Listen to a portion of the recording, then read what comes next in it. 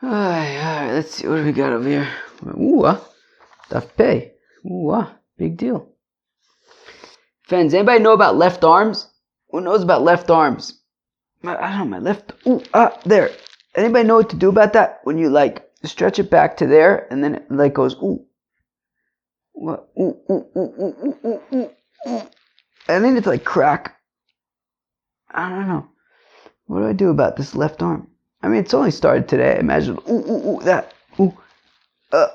I gotta stretch it probably. I don't know. I imagine, that. Yeah, it'll probably go away. I don't know. Alright. Hopefully I won't have to use my left arm too much when I'm recording Babylon Talmud. How you doing there? Welcome back to Babylon Talmud. Today we're studying Daf Pei, Daf 80 of Masechta Gittin, friends. Friends, this is exciting times. We're up to Daf Pei. That's Daf 80. The whole Masechta Gittin is Daf 90. We're up to 80 out of 90. Friends, let me tell you, that's a big deal. It's a big deal. Alright. So what do you want me to do? It's an interesting Mishnah. Oh man, freaking left arm. Alright, so let's start at the Mishnah on Daf Ayin Testament Beis. Got about 10 lines there. It's a funny Mishnah. It could scare you a little bit. I wouldn't be too scared. I was a little bit scared actually when I learned it. I was like, oh no. I thought Yavamis was behind us. But then, you get nervous that it's Yavamisi. It does, after all, bring up the 15 ervas from the first, Tsaros v'Tsarosei, and from the first Mishnah, Masechta Yavamis. That was not easy. But don't worry about it. Okay. So now, we're going to start in Daf Ayin Testament Beis at the Mishnah. Kosav l'shum malchus she'eno ogenes. Baram. So if a fellow lives in Bavel, and, he says, and in the X year of the kingdom of Rome, right, that's the malchus she'eno ogenes is Rome. Now, you need to write about the kingship of Bavel, not the kingship of Rome. So if you write about the kingship of Rome, l'shum malchus Modai, or for the kingdom of Modai, l'shum malchus Yavon, or Greece, Levinyan Abayis, or to the building of the temple, L'churban Abayis, or X number of years since the destruction of the temple. If he was in the east, then he wrote that he was in the west. He was in the west, and he wrote that he's in the east. So the get is unacceptable, is invalid, and therefore, even if she got remarried, so now she needs to get a divorce from both of them. She needs to get a new get from the original husband, and she was never in the first place married to the second husband because the get that was used to divorce her was invalid. So we write a get from the second husband, even though technically you don't need to, but midrabanan, you write a get. Anyways, Rashi says in Dibra Masal Teitze Mizeh in the middle of that Rashi. V'apapisha kiddushay sheni lo avi kiddushin u'v'yavamas mefarish time gzerushem yomu geresh rishon get gomor v'nosa sheni v'nimtzes eishes each yotze below get. Just in case, the yentis, they were under the impression that the initial get was a good get, and so therefore you give a get from the second fellow anyways, just to because of the yentis. All right.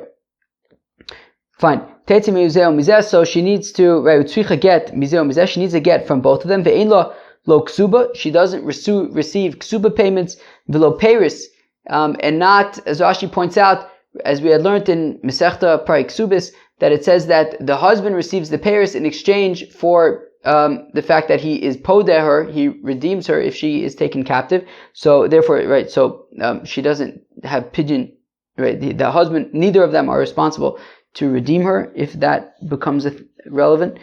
V'lo mizonis, they don't have to pay for her food. V'lo bla'is, I believe that this is the nichse tzon barzel. They don't have to give her nichse tzon barzel. Lo alzeh, v'lo alzeh, not for either husband. V'im not lo mizeh u'mizeh, and if she took from either one of these fellows, tachzir, she has to return it. V'avlad mamzer mizeh u'mizeh. Okay, there's a fellow riding on a loud motorbike outside, making a lot of noise. Of course, I'm recording Babylon Talmud. Okay, so now if she had if post divorce she had a baby with either one of the husbands, they will be a mamzer. So of course from the second husband it will be a mamzer because she was never divorced from the first husband. But even if she then has a baby with the first husband, the child is a mamzer midrabanon. V'lo zeh v'zeh mitamen. Lo, neither husband could, if they're a kohen and she dies, neither one could become tameh to her, to the cemetery, or just to become to be mace for her in general. V'lo zeh v'zeh zakon lo b'mtziasa. Neither one can get the stuff that she finds, or the stuff that she makes, or annulling her vows. If she's a Bas Yisrael, she can no longer marry a Kohen anymore because she's a divorcee. Okay. Bas Levi min hamaiser. Wait, what? As Rashi says, Nifselas Menakuna de Zona he. Because she's a Zona. The Sam Zona Hanu Eishasi Shemizana Tachas Baila Lacherem. Right, exactly. Because even though she was technically still married to the first husband until she gets the divorce from the first husband a second time, but then she was a Zona. She had an extramarital relationship, so therefore she cannot marry a Kohen. Bas Levi min Meiser. If she's a Bas Levi, she can no longer eat Meiser. Rashi says it's a Knas. And Bas Kohen min Truma, and if she's a Bas Kohen, she can no longer eat Truma.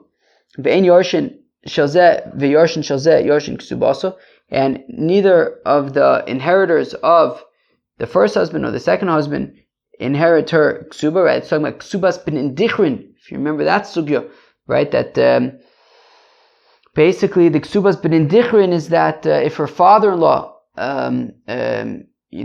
brings in promises invests a nice dowry in her ksuba, but he says, look, but if I want my grandchildren to inherit that dowry, so that's what's called ksubas b'nindichrin, but that doesn't apply here to these marriages.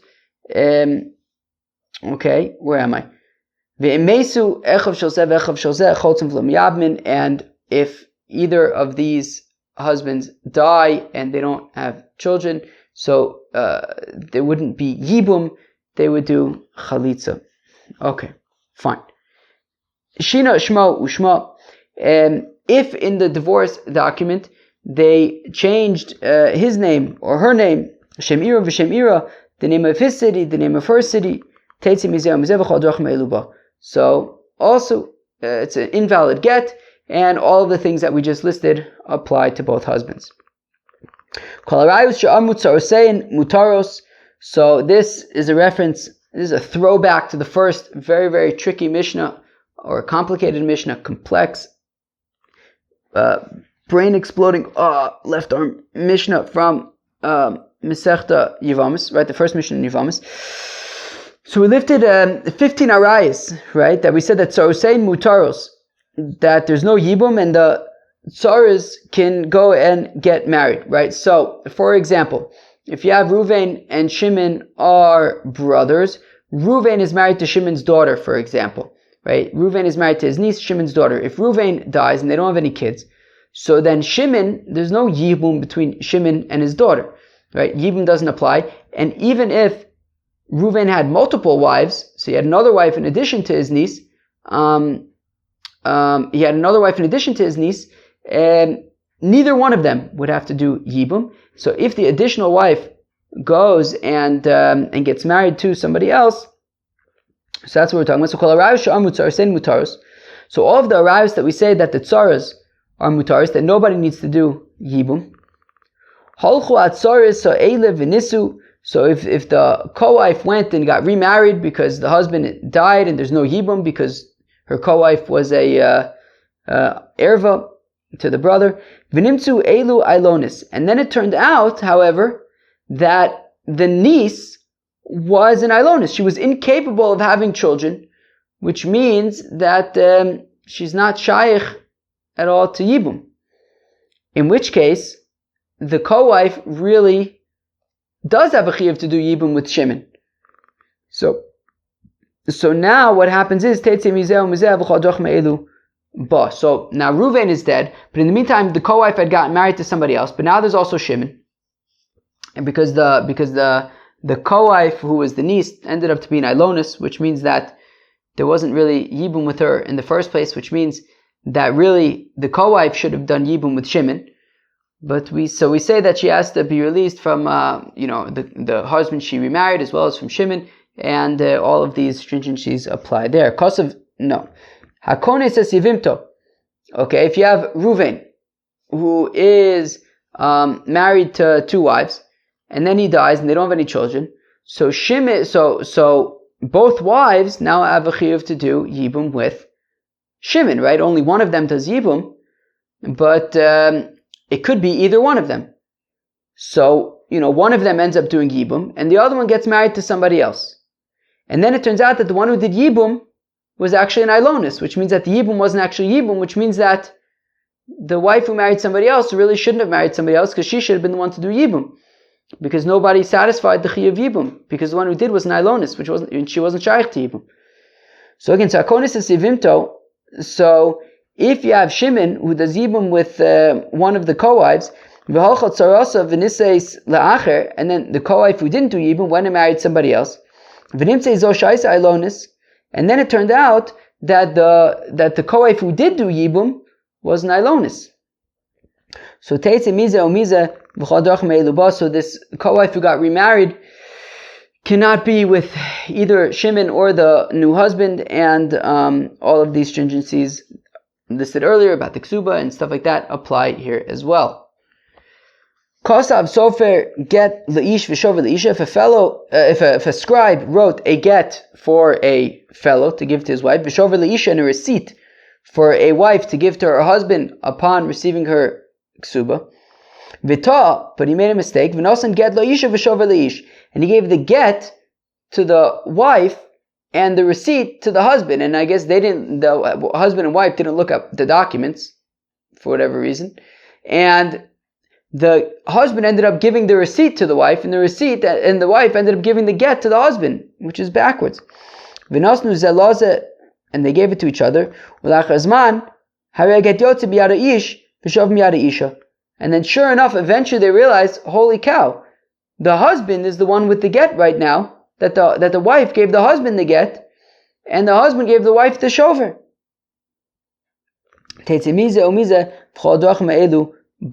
So if she had went and gotten remarried, so again, we have a problematic situation with the two husbands.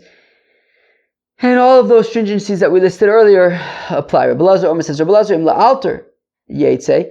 Look, if they discover this immediately, so then, all of these things apply.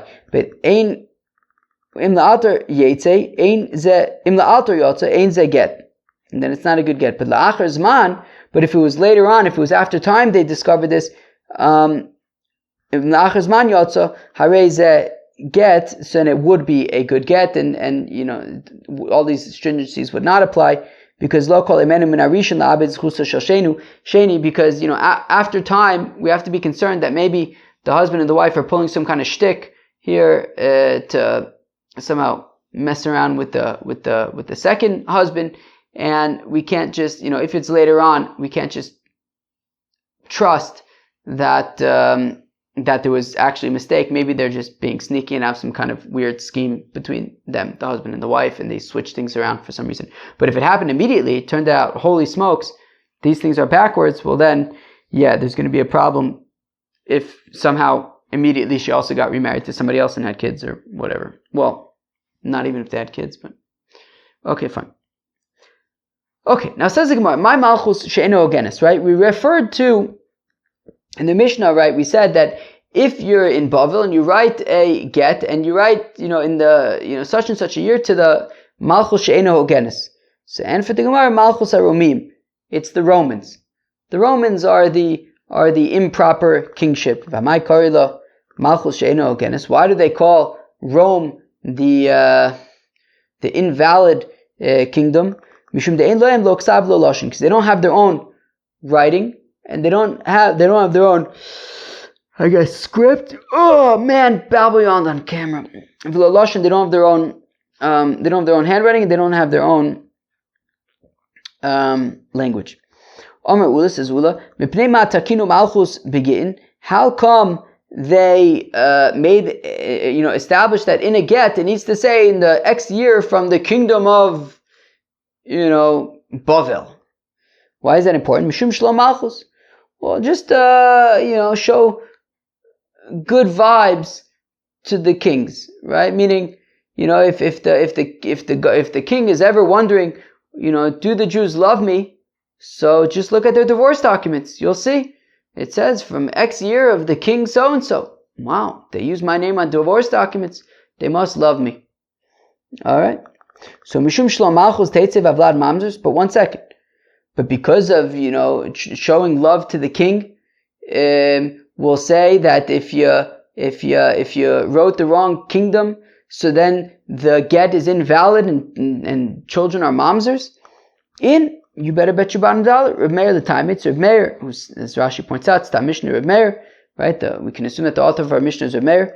The Omer of Hamnuna Mishmei de Ula, and Rav Hamnuna said the name of Ula. Omer Hoy Reb Meir, that Reb Meir would say, Kol HaMeshanim Imatbeah Shetavu Chacham Begin Havlad Mamzer. That anybody who changes from the template that the Chachamim made for Gittin, the child is a mamzer, and therefore,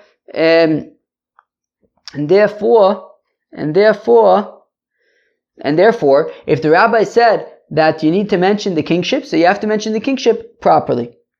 The Shum Malchus Yavon, and we said that if you write down the kingdom of Greece, it's no good. If you're in Bavel and you mention the kingdom of Greece, it's no good. We needed to mention both Rome as well as Greece. If we only mentioned Rome, so I might think that the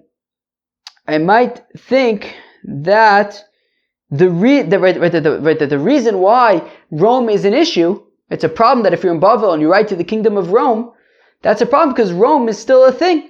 Rome, right, the great Roman Empire is still a thing. And therefore it could be insulting if the king of Babylon sees that a document is being written using not his kingdom, but a different active kingdom, which is the great Roman Empire, who's probably got their sights on Babylon. But the kingdom of Madai and Yavon, maybe that would be okay if you write those kingdoms, right, from X years from the beginning of the kingdom of Yavon. Maybe that's okay, because after all, they're not a threat to the king of Babylon, because there isn't a Greek kingdom anymore. That's behind us, so who really cares? So therefore we have to say that no, even if you write the kingdoms of Greek, Yavon or Madai, it's also a problem. V'yashmina Malchus Madai and Malchus Yavon, and if we would mention Malchus Madai and Malchus Yavon, but we didn't mention the Binyan Beis Hamikdash, so Mishum de Malchus Havu. So I might think, okay, those are problematic because they're competing kingdoms. Maybe that would be insulting to the king. But in terms of X years from the building of the temple's already gone, right? Well, maybe I would think, what does the king care? So therefore, maybe I think it's okay. So we have to say that no, you also can't use that. And if we mentioned, okay, so you can't have binyan abayis, the amrei kamadchrei shvachayus. So I might think, okay, you can't use the binyan beis hamikdash because it's like we're mentioning our own praise and we're praising ourselves. Maybe that wouldn't look good to the king. Have a churban abayis, the tzaru eimalo. But I might think that if we mention X number of years from the destruction of the temple, so that's interesting. Oh wait, maybe not. From the destruction of the temple, maybe that would be okay. The kings wouldn't care. At Tzricha, we say, no, don't mention that either. The reason why I thought maybe it was interesting is because I'm recording this the day after Tisha B'Av. We're mentioning the destruction of the temple.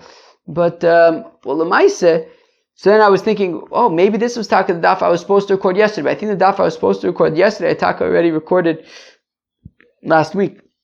Or whatever, prior to Tisha B'Av. But Lamaise, they say the day, right, the temple burned into the next day, into the 10th day of. So we mentioned the Churban Abayis and the day that the Churban Abayis is taking place. The Mishnah said, if he was in the east and he wrote that he was in the west, so man, who's saying the east and the west? If you're saying the husband's in the east and he writes he's in the west. But isn't that basically the equivalent of, we said that if he changes his name or her name, his place, right, his city or her city, so that's a problem. So we already know, east and west is going to be a problem. So Elalab, Sofer. So must be talking about the scribe, that if the scribe is in the east but he writes to the west, or Fakir. Kedamalu Rav the Safre, like Rav says to his scribes, V'chin Amalu Rav Huna the Safre, and Rav Huna said to his scribes, Kasvisu b'Shili, when you're sitting in Shili, again, my nephew's girlfriend's name is Shili, and when you're in Shili, Ksovu b'Shili, so write Shili. V'afagav d'mimshon l'chu mile b'hine, even though it's going to be delivered in Hini. V'chiasvizu b'Hini, and when you're in Hini, Ksovu b'Hini, write that you're in Hini. V'afagav d'mimshon l'chu mile b'Shili, even though it's going to be delivered in Shili. This is the opinion of Reb Meir. It says Rashi to get nifsal mishum shlom malchus, that a get is possible because of out of concern for the shlom malchus. Let's see what happened over here. Did that work out or not? Okay, maybe not. Okay, what do you want me to tell you? Okay, so different about Chachamim Omim, but say the Chachamim, I feel the kosav elo l'shem sentu sheba'ir. Alright, let me go reshes. But says the Chachamim that even if you wrote that it's for the some kind of property appraiser in the city, that would be okay too. How Gittin dehava ksiv bei the shem istandra de bashker. There was a get that I guess it counted not to the king but to some sultan. Shalcha Rav Nachman bar Rav Chizda l'kamid de Rabba, and Rav Nachman bar Rav Chizda sent before Rabba ki agavna mai. What happens if they wrote, if they said it was, I believe, to the to the year of the sultan as opposed to the king. The sultan apparently is like a high up official by the king. So Shalach Leisa, Rabbi responded, Beha, when it comes to the Sultan, I feel Reb Meir Modi, even Reb Meir would admit that it's okay. My time, how come? Meosa Malchus, who? Because it's from within the kingdom, the ranks of the king. Umay Shna Misentu Shabir. Well, then what's the problem with this municipal appraiser? So some Zilu Milsa Acha Shvichu Milsa. Well, to count from the years of some, municipal worker, when that's a little bit offensive to the king. But if you mention, his high up servant, the sultan, then that's already more official, and it's more of the esteem of the kingship, and that would be okay, even according to Reb Meir. Amr Abba bar Rav Huna, Amr Rab, Zodever Reb Meir, Abba Chacham Amr Avlad, kosher. Okay. So it says Reb Abba, the name of Rav Huna, the name of Rab, that when it comes to the Shlom Malchus, that's the opinion of Reb Meir, but the Chacham would say that the child is kosher. Modim Chacham Reb Meir, but the Chacham admit to Reb Meir Shem Shina Shma Ushma, that if he changed his name or her name, Shemira v'Shemira, the name of his city, the name of her city, Shavlad, Mamzer, in that case, it would be a problem. Amr Rav Ashi, Afonanami Tanina, says Rav Ashi, that we can also infer from our Mishnah that the Rabbanan would agree that if you change, his name, her name, his city, her city, that it's a problem. Shina Shma Ushma, Shemira v'Shemira, Teitze Mizeu, Mizeh v'chol adrachim ha'elu ba. That we mentioned in the Mishnah that if you change, his name, her name, his city, her city, so then they have to, she can't remain married to either husband. So, man katanila, who's the one who teaches this? Ilim Reb Meir, if you're saying that that's Reb Meir, la'avinu v'lesninu, alashmaminu rabbanon shmaminu. If it's the opinion of Reb Meir, well then he should have just taught it together with all of these other things, right? If you changed the malchus, or the place, or right, mizrach, marv, these kinds of things. So you should have listed, if this is all Reb Meir's, then you should have listed the Shina Shma Ushma there as well. But from the fact that it mentioned it in a separate place, it means that that's not just the opinion of Reb Meir, but the opinion of the rabbis as well. We mentioned that, if you have Reuven and Shimon are brothers, and Reuven is married to Shimon's daughter, and then Reuven dies, so there's no Yibum, not even for the co-wife, because since, one wife was his niece, and you can't do Yibum, so therefore there's no, all Yibum is called off, as we know from Masechta Yevamis. So Nisu in Zinulo. So the Mishnah mentioned specifically if the co-wife got remarried, but if she just had a relationship with some other person, she would still be able to do Yibum with Shimon, right? So if it turned out that Shimon's daughter was an Ilonis, which means that she wasn't shaykh to Yibum in the first place, and it turns out that the co-wife is, it needs to do Yibum or Chalitza, so in that case, if Shimon's daughter did not be an Ilonis, so the co-wife could still do Yibum. So, so, wait, I don't know what I just said. If she didn't get remarried, if she got remarried, so then she can't do Yibum. But if she just had a relationship with some other fellow, then she would still be able to do Yibum. So Nisu in, so only if she got remarried, she'd be unable to do Yibum. Zinu lo, but if she had an affair with, but if she had a relationship with somebody else after her husband's death, she would be able to still do Yibum with Shimon. Let's say this is a kasha of Rav Hamnuna. The Amar of Hamnuna that says of Hamnuna shomeres yavam shezinsa, that if you have a shomeres yavam who had a relationship, right? So in this case, this is this co-wife who had a relationship with somebody else without getting married to that fellow, and she thought that she was able to because her co-wife was the daughter of Shimon, who she would have otherwise had to do Yibum with. Turns out that the co-wife was an Ilonis, Asur liyabim. So you cannot do Yibum. You cannot do Yibum in that case. So we wanted to say that our Mishnah implies that our Mishnah says that it's only if the co-wife got remarried, but if she just had a relationship with some other fellow, she would still be able to do Yibum with Shimon. That's not like Rav Hamnuna, who says that she would not be able to do Yibum with Shimon. So we say, lo, nisu vu adin lezinu. No, when it says nisu in the Mishnah, when it says that if the co-wife got remarried, the same would apply if she also had a relationship with somebody else, she would be unable to do Yibum with Shimon. By the Katani Nisu, the reason why I mentioned that she got married, Lishna Ma'aya Nakat, because it's nicer to say that she got married rather than she had an affair, but not than she had a relationship with somebody else, but the same would be, the halacha would be the same. Vikadami Nisu vuadin lezinu. Those who taka say no, when the Mishnah says Nisu, that she got remarried, it would be the same halacha if she also just had a relationship with this other fellow. She would be unable to do Yibum with Shimon. So let's say that this supports Rav Hamnuna. The Amar of Hamnuna shemeres yavam shezinsa asur liyavama. That a shemeres yavam who has a relationship with somebody else, she cannot do Yibum anymore. So no.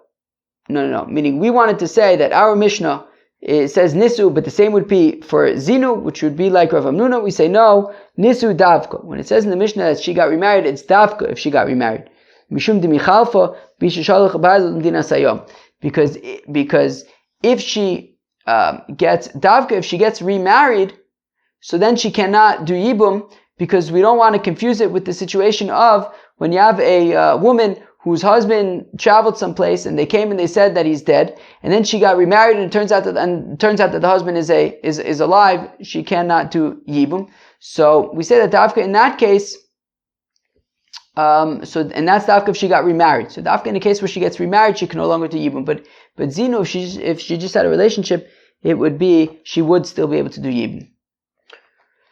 Okay, and the Mishnah then continued, so if a fellow, so you have a fellow who died. A fellow was married to two wives, okay?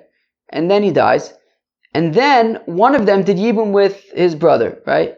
So, and then it turns out that the one that did Yibum was Nilonis. In the meantime, the co-wife got remarried. So we say she can't do Yibum at all. She can't do Yibum anymore. Utsricha. And we need both cases. We needed the case of the erva, as well as the regular case of Yibum, of co-wives. The Ashmina Ba'ach Kamaisa, if we only have the case when it turns out that the one who did when it turns out that the niece was not actually was an ilonis and therefore was not shaykh to yibum, mishum delo ikai mitzvahs yibum. So I would say in that case, the co-wife who got remarried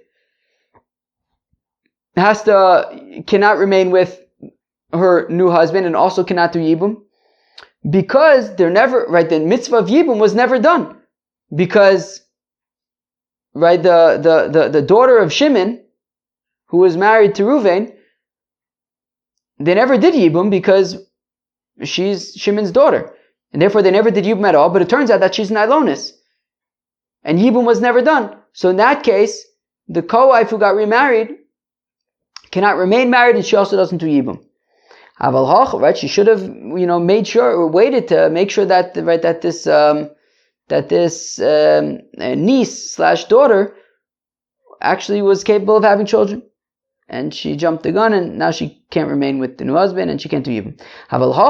But over here, the ikayim mitzvah yibum in the second case with the two wives, with the regular two wives, and one of them does yibum with Shimon, and then it turns out that she's an ilonis, where the mitzvah was right. They did yibum. So maybe I'll say because yibum, yibum was done. It turned out that she was an ilonis, but because something was done, maybe she wouldn't. Maybe she would be able. We wouldn't treat it like as strictly. So emalo and if we mentioned Dafka in the case of the two wives, so mishum the karam yokame. Maybe the reason why we're being stringent is because she also, this co-wife who got remarried, she also was a candidate for yibum, and the mitzvah was also upon her. Right? Unlike the case of the niece/daughter, where the impression was that there was no yibum at all because she's an erva. But over here there was yibum, and this co-wife who got remarried was a candidate for yibum, and she should have waited to make sure that the co-wife who did yibum was actually capable of having children. It was not an ilonis before she went ahead and got remarried. But I might think in the first case where we're talking about an erva, where she thought that there was no mitzvah of yibum b'chlal, so maybe it wouldn't be so stringent. So we need both cases, both by the erva as well as just by the regular case of yibum. If there are ilonises, to say that in both cases she can't remain with either the yavam or her new husband, and she doesn't get her ksuba or anything like that. So if the scribe made a mistake and he gave the receipt to the wife and he gave the get to the wife and the receipt to the husband, and then they gave each other the wrong documents. Rabbi Lazar says, if this happened immediately, so then she gets divorced from the new husband and all that kind of stuff. What's considered immediately? What's considered after time?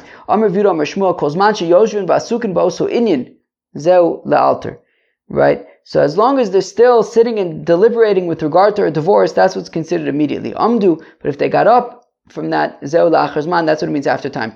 As long as she hasn't gotten remarried, that's what's considered immediately. Nises, once she gets remarried, that's what it means after time. The